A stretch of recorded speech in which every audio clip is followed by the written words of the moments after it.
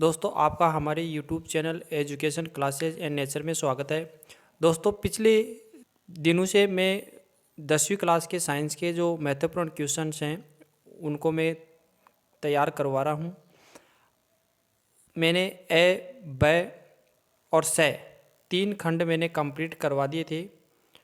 आज हम चौथा खंड यानी कि खंड द देखेंगे। इसमें देखिए 21वां क्वेश्चन है, 60 सेंटीमीटर फोकस दूरी वाले अवतल लेंस के सामने 15 सेंटीमीटर की दूरी पर वस्तु को रखा जाता है तो बनने वाले प्रतिबिंब की स्थिति, प्रकृति तथा आवर्धनता ज्ञात कीजिए। और इसी के अंदर दूसरा क्वेश्चन है, वायु के सापेक्ष कांच का अपवर्तनांक 3/2 है तथा वायु के सापेक्ष जल का अपवर्तनांक 4/3 है। यदि वायु में प्रकाश की चाल 3 × 10⁸ मीटर प्रति सेकंड है तो कांच में और जल में प्रकाश की चाल ज्ञात कीजिए। अब इस क्वेश्चन को हल करते हैं। देखिए दोस्तों, हमें ऐप का मान दे रखा है 60 सेंटीमीटर, जो फोकस दूरी है अवतल लेंस की वो 60 सेंटीमीटर हमें दे रखा है। और जो लेंस है वो अवतल लेंस है और अवतल लेंस की जो फोकस दूरी है वो ऋणात्मक होती है। इस प्रकार हमने या फोकस दूरी का मान है वो ऋणात्मक लिया है, तो -60 सेंटीमीटर हमने यहाँ पर ले लिया है। और ये जो वस्तु है लेंस के सामने रखी गई है और लेंस के सामने की जो दूरी होती है वो ऋणात्मक होती है, तो जो 15 लिया है वो भी हमने ऋणात्मक लिया है। ये लेंस सूत्र है 1/v - 1/u = 1/f। अब 1/v का मान चाहिए तो 1/u को हम इधर पक्षांतर करते हैं तो ये चिन्ह धनात्मक हो जाता है और इस प्रकार 1/v = 1/f + 1/u आ जाता है। अब हम f और u का हम मान रखते हैं तो f का जो मान था वो -60 है तो हमने यहाँ पर -60 रख दिया है, और u था वो -15 है तो 15 रख दिया। अब इनका 60 और 15 का हम लसागु लेते हैं तो 60 आता है, और इसको इस प्रकार हल करते हैं तो 60 का भाग 60 में देंगे तो 1 बढ़ जाएगा जो माइनस में है, और 15 का भाग 60 में देंगे 4 बढ़ जाएगा जो कि -4 हमने लिखा है। अब -1 और -4 माइनस के 5 हो जाएंगे तो -5/60 आ गया। अब 12 पंजे 60 कट रहा है। ये v का मान हमें ज्ञात करना है तो 1/v का मान तो हमारे पास -1/12 आ गया, और अब हम v का मान चाहिए तो इसको उल्टा कर देंगे तो -12 रह जाएंगे। अब ये जो -12 आ रहा है, दाईं ओर की दूरी धनात्मक और बाईं ओर की दूरी ऋणात्मक, तो ये ऋणात्मक आया है तो प्रतिबिंब इधर जो बाईं ओर बनेगा, और बाईं ओर की जो दूरी होती है वो ऋणात्मक होती है और इसका जो प्रतिबिंब बनेगा वो आभासी बनता है। अब इसके बाद में इसकी आवर्धन क्षमता हम निकालें तो आवर्धन क्षमता का सूत्र m = v/u होता है। तो v और u का मान हमने रख दिया 12 और 15, माइनस माइनस दोनों ऊपर और नीचे माइनस माइनस है तो माइनस माइनस प्लस हो गया। तो इस प्रकार हमारे पास जो m का मान है 12/15 आ चुका है। अब 12 में 15 का भाग हम देते हैं तो नहीं जाता है, तो हम क्या करते हैं, जो 12 के आगे एक 0 लगाते हैं तो पॉइंट आ जाता है, और फिर इसमें 15 का भाग देंगे तो 7 पर जाएगा तो 0.7 ये आवर्तित होता है, मतलब इतना वो छोटा हो जाता है। अब इसकी जो प्रतिबिंब की स्थिति देखें तो प्रतिबिंब वस्तु की ओर बनता है, और प्रकृति देखें तो प्रकृति आभासी, और आवर्धनता ज्ञात करें तो आवर्धनता हम ये बता सकते हैं 0.7 आवर्तित हुआ है। वायु के सापेक्ष कांच का अपवर्तनांक 3/2 है तथा वायु के सापेक्ष जल का अपवर्तनांक 4/3 है। यदि वायु में प्रकाश की चाल 3 × 10⁸ मीटर प्रति सेकंड है तो कांच और जल में प्रकाश की चाल ज्ञात कीजिए। अब इसको इस प्रकार देखेंगे। देखिए दोस्तों, पहले हमें जो दिया गया है वो हम मान देख लेते हैं। देखिए जो अपवर्तनांक होता है उसको म्यू द्वारा हम प्रदर्शित करते हैं, और ये जो आपको दे रखा है वायु के सापेक्ष कांच का अपवर्तनांक, मतलब कांच को अंग्रेजी में ग्लास कहते हैं, तो आपको म्यू जी का मान दे रखा है 3/2, ये मान आपको इसका दे रखा है। और इसी प्रकार आपको दूसरा मान दे रखा है वायु के सापेक्ष जल का अपवर्तनांक, यानी कि जो जल है जैसे म्यू और जल को वाटर तो W बराबर आपको 4/3, ये मान आपको दे रखा है। और वायु में प्रकाश की चाल आपको दे रखा है 3 × 10⁸ मीटर प्रति सेकंड, ये मान हमें दे रखा है। तो अब इसको आगे कैसे निकालेंगे, देखिए हम जानते हैं कि जो म्यू जी, मतलब वायु के सापेक्ष कांच का जो अपवर्तनांक है वो इस प्रकार लिखेंगे हम, म्यू जी यानी ग्लास, वायु के सापेक्ष प्रकाश की चाल बटे कांच में प्रकाश की चाल। ये कांच में प्रकाश की चाल है, इनके मान रखते हैं। तो हमें क्या चाहिए, कांच में प्रकाश एन जी बराबर हम ये वायु में प्रकाश चाल और ये वी जो कांच में प्रकाश की चाल है।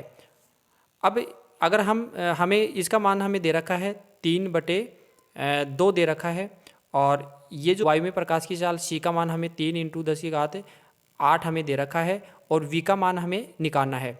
तो अब इसका वी का मान निकालेंगे तो इस v का इधर पक्षांतर होगा, तो v बराबर क्या आ जाएगा, 3 × 10⁸ और ये जो मान है 3/2 ये नीचे आएगा, 3 × 10⁸ ये ऐसे कैसे रह गया, और 2 है वो ऊपर चला जाएगा और 3 नीचे रह जाएगा। तो इस प्रकार 3 से 3 कैंसिल होगा, ये आ गया 2 × 10⁸ ये मीटर प्रति सेकंड।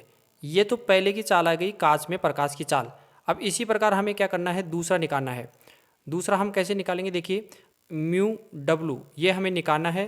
तो सी वायु में प्रकाश की चाल और वी, और ये वी क्या है, ये जल में प्रकाश की चाल, जल में प्रकाश की चाल है। तो हम इसको निकालेंगे, ये मान हमें दे रखा है कितना, 4/3 बराबर जो वायु में प्रकाश की चाल हम जानते हैं 3 × 10⁸ होती है, और वी डब्लू हमें निकालना है। तो 3 × 10⁸ ये तो ऊपर है, और ये जो मान है वो इधर आएगा, तो 4/3, ये जो 3 है ये ऊपर चला जाएगा और 4 नीचे रह जाएगा। तो 3 और 3 को गुणा करेंगे तो 9 आ जाएगा बटे 4 × 10⁸। अब 9 में अगर हम 4 का भाग देंगे तो लगभग ये कितना जाएगा, 2.25 × 10⁸ मीटर प्रति सेकंड। एक बार इसको फिर से देख लीजिए, हमें वायु के सापेक्ष कांच का अपवर्तनांक दे रखा है। तो वायु के सापेक्ष कांच का अपवर्तनांक हमें 3/2 दे रखा है, तो 3/2 हो गया। दूसरा दे रखा है वायु के सापेक्ष जल का अपवर्तनांक है वो 4/3 हमें दे रखा है, और वायु में प्रकाश की चाल 3 × 10⁸ मीटर प्रति सेकंड हमें दे रखा है। हमें पहले क्या निकालना है, क्योंकि हम जानते हैं कि वायु के सापेक्ष प्रकाश की चाल और कांच में प्रकाश की चाल इसका अनुपात ही क्या होता है, वायु के सापेक्ष कांच का अपवर्तनांक। तो जो वायु के सापेक्ष कांच का अपवर्तनांक है वो इस प्रकार है, और हमें इसको इस प्रकार भी हम लिख सकते हैं, जो म्यू जी है, म्यू जी बराबर C/V। यहाँ पर जो C है वो वायु में प्रकाश की चाल है, और जो V है वो कांच में प्रकाश की चाल है। तो ये मान हमें दे रखा था 3/2, और ये वायु में प्रकाश की जो चाल है वो भी हमें दे रखा है। अगर V का मान हमें निकालना है तो V को इधर ले आया, तो इधर लाने के बाद में देखिए ये क्या हुआ, V बराबर 3 × 10⁸ है, और 3/2 नीचे आ गए। अब 2 ऊपर चले गए और 3 नीचे हो गए, तो 3 से 3 कैंसिल किया, तो 2 × 10⁸ मीटर प्रति सेकंड, ये पहले का आंसर आ गया। इसी प्रकार हम दूसरे का आंसर निकालते हैं, तो दूसरे का आंसर भी इसी प्रकार है, जो आपको वायु के सापेक्ष जो जल है उसका अपवर्तनांक C/V डब्लू, और म्यू डब्लू का मान हमें 4/3 दे रखा है जो क्वेश्चन में है, और वायु में प्रकाश का जो वेग होता है वो 3 × 10⁸ होता है, जो हमने लिख दिया। और ये जो नीचे है वो जल में प्रकाश की चाल है, और जल में प्रकाश की चाल ज्ञात करने के लिए इसको इधर हमने लाया, तो V डब्लू बराबर 3 × 10⁸ है, और नीचे ये जो था 4/3, ये पक्षांतर करने पर 4/3 नीचे आ गया। अब जो 3 है वो ऊपर चला नीचे आ जाएगा, तो इस प्रकार 3 × 10⁸ × 3/4। अब 3 को और 3 को हमने मल्टीप्लाई किया तो 9/4 शेष रहा, और इंटू 10⁸। अब 9 में 4 का भाग देते हैं तो 2.25 आता है, और इंटू 10⁸ मीटर प्रति सेकंड। तो इस प्रकार हम ये क्वेश्चन हल कर सकते हैं। अब इसके बाद में अगला क्वेश्चन देखिए दोस्तों, वक्रता के अंदर क्या होता है। वक्रता के अंदर लेंस और गोलीय दर्पण दोनों के लिए लगभग समान सा होता है, लगभग इनकी परिभाषा समान होती है। मैं गोलीय दर्पण की जो वक्रता केंद्र है उसको परिभाषित कर रहा हूँ। देखिए, जो गोलीय दर्पण होता है वो किसी कांच के गोले से काटा हुआ माना जाता है, और जिस कांच के गोले से ये काटा हुआ माना जाता है उसका जो केंद्र बिंदु होता है उसको ही हम वक्रता केंद्र कहते हैं। इसकी परिभाषा इस प्रकार हम लिख सकते हैं कि गोलीय दर्पण को जिस कांच के गोले से काटा हुआ माना जाता है उस कांच के गोले के केंद्र बिंदु को वक्रता केंद्र कहते हैं। तो ये वक्रता केंद्र की परिभाषा थी। दूसरा देखो, जब बीम को अवतल दर्पण के सामने C व F के मध्य रखा जाता है तो बनने वाले प्रतिबिंब का किरण चित्र या किरण आरेख बनाइए। तो इसका जो किरण आरेख बनाएंगे तो इस प्रकार बनाएंगे। देखिए, सबसे पहले हमें इस प्रकार अवतल दर्पण बनाना होगा, फिर इसका जो ध्रुव है वो और ध्रुव से एक रेखा खींचनी होगी जिसको मुख्य अक्ष कहते हैं, और ये फोकस है, और जितनी दूरी पर फोकस दूरी ली आपने उतनी दूरी पर वक्रता केंद्र। अब वस्तु को हम वक्रता केंद्र और फोकस दूरी के बीच में रखेंगे। ये F है और ये C है, तो C और F के बीच में हमने वस्तु को इस प्रकार रख दिया है। ये यहाँ पर हमने वस्तु को रखा है और ये C था। तो ये इस वस्तु से प्रकाश की किरण मुख्य अक्ष के समांतर आपतित होती है तो वो हमेशा फोकस से गुजरती है, तो ये फोकस से गुजर जाती है।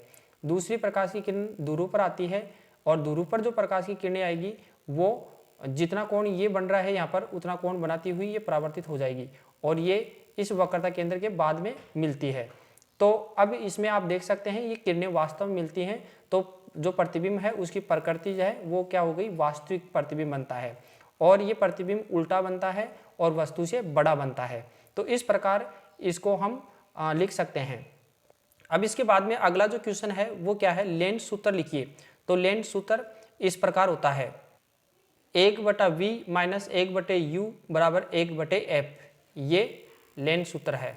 इसके बाद में देखिए, यदि किसी व्यक्ति को आउटू ग्रंथि निकाल दी जाए तो क्या होगा। देखिए, आउटू ग्रंथि है उसको थायराइड ग्रंथि भी कहते हैं, और थायराइड ग्रंथि जो होती है वो थायरोक्सिन हार्मोन स्रावित करती है। जो गलगंड नामक रोग है या घेंगा या गाइटर रोग है वो हो जाएगा, और गला है वो सूज जाएगा।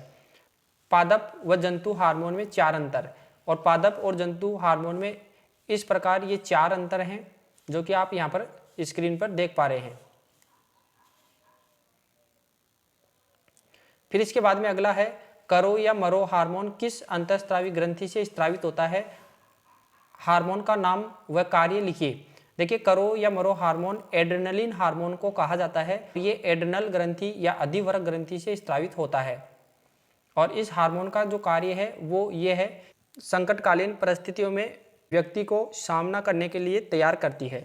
ये क्वेश्चन जो है वो इस प्रकार पूछा गया है, मानव के उत्सर्जन की संरचनात्मक और क्रियात्मक इकाई का नाम लिखना है।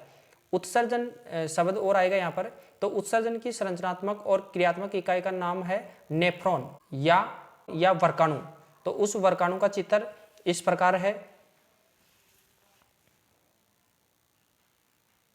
और उसके विभिन्न भागों के जो नाम हैं वो इस प्रकार हैं।